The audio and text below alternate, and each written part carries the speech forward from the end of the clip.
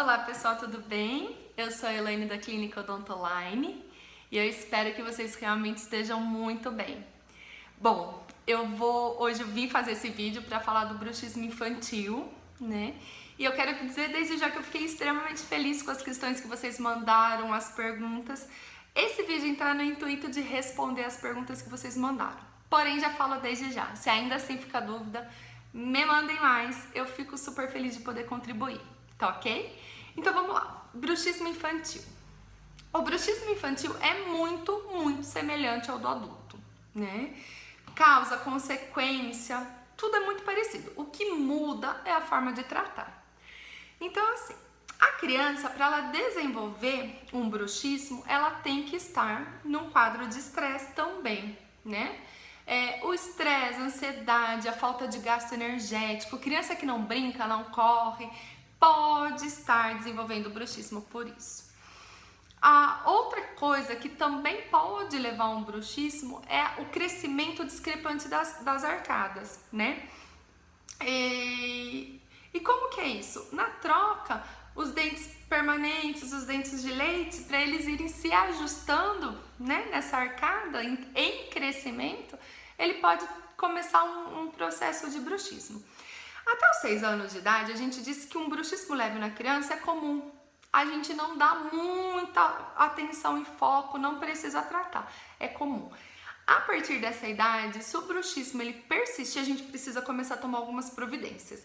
Qual é a primeira providência? A gente fazer uma análise minuciosa. Então, o que a gente pede? Para que sim, você leve o seu filho no profissional, no dentista, de preferência ao odontopediatra, né? Para estar realmente identificando a causa correta, né? O que realmente está fazendo com que seu filho tenha um bruxismo. E tratar da forma correta. Por exemplo, antes de eu falar de como tratar, eu quero dar uma dica de como vocês perceberem, né?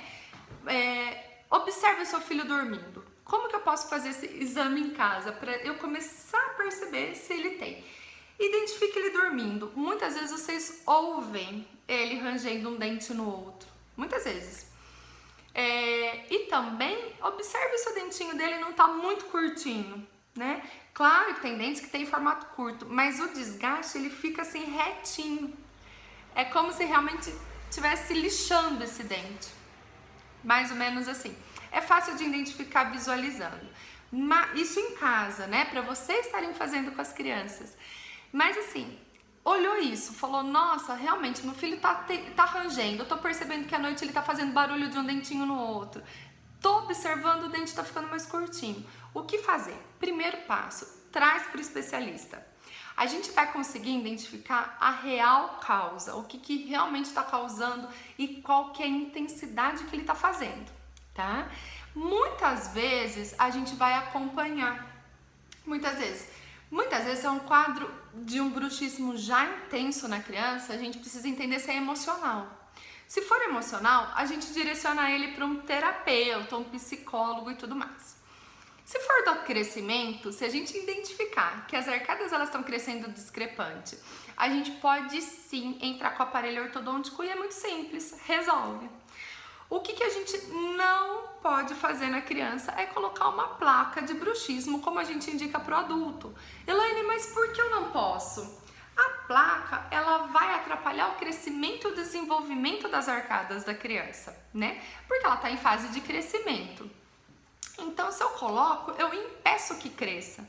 Por isso que o tratamento é um pouco diferente, né? Basicamente, na criança ou a gente encaminha para o terapeuta ou a gente faz o tratamento com o aparelho ortodôntico para corrigir as arcadas. Dica, gente, como que a gente pode evitar, né?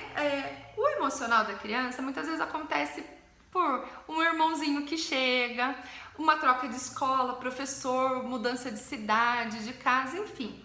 É muito simples, né? Na maioria das vezes. Claro que tem casos e casos, mas na maioria das vezes é simples, né, de resolver essa parte emocional.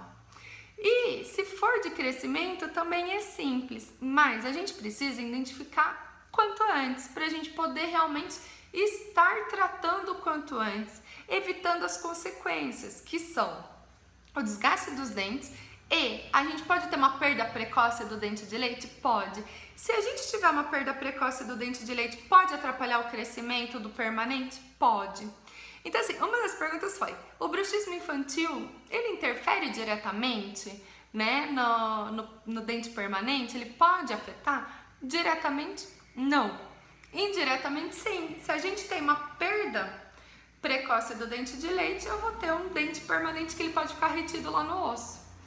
Então, assim, qualquer problema que a gente tenha, né, seja bruxismo, seja qualquer outro problema de ordem odontológica, a gente precisa, quanto antes a gente identifica, mais fácil o tratamento, né, e mais rápido. A gente precisa evitar as consequências.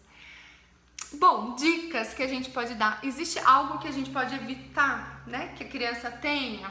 Eu sempre falo assim, ó, para os meus pacientes, os pituquinhos, gaste energia.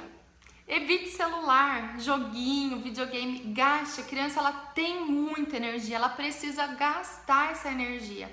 Então, brincar, andar de bicicleta, correr é o melhor remédio. Ainda é a melhor solução. E também estimular a mastigação, né? Estimular a mastigação de coisas mais duras. Claro que conforme a criança vai crescendo, né? Mas uma vez que a criança já tem dente, ela tem que mastigar. Eu recebo muitos pacientes, mas isso é para um outro momento, mas eu vou falar aqui um pouquinho, que a criança não come coisa dura e ela já tem todos os dentes da boca. Isso não pode acontecer, a criança tem que mastigar. Estimule essa mastigação nos filhos de vocês, estimule que eles brinquem. E assim, identificou, escutou, viu que o dentinho está desgastando? Traz para o especialista, tá? Que a gente consegue curar isso, vamos dizer assim, ou cuidar, né? De forma muito simples. Bom, essa foi basicamente as perguntas, como descobrir, como identificar se interferia na dentição permanente. E acho que é basicamente isso mesmo que a gente tem para falar sobre bruxismo infantil. Se ainda assim ficou alguma dúvida, se ainda assim vocês querem perguntar, por favor, fiquem à vontade. É sempre um enorme prazer estar falando para vocês, explicando, né? E eu fico muito feliz realmente com isso. Espero ter contribuído. Esse foi o vídeo do bruxismo infantil. Muito obrigado e até o próximo. Tchau, tchau!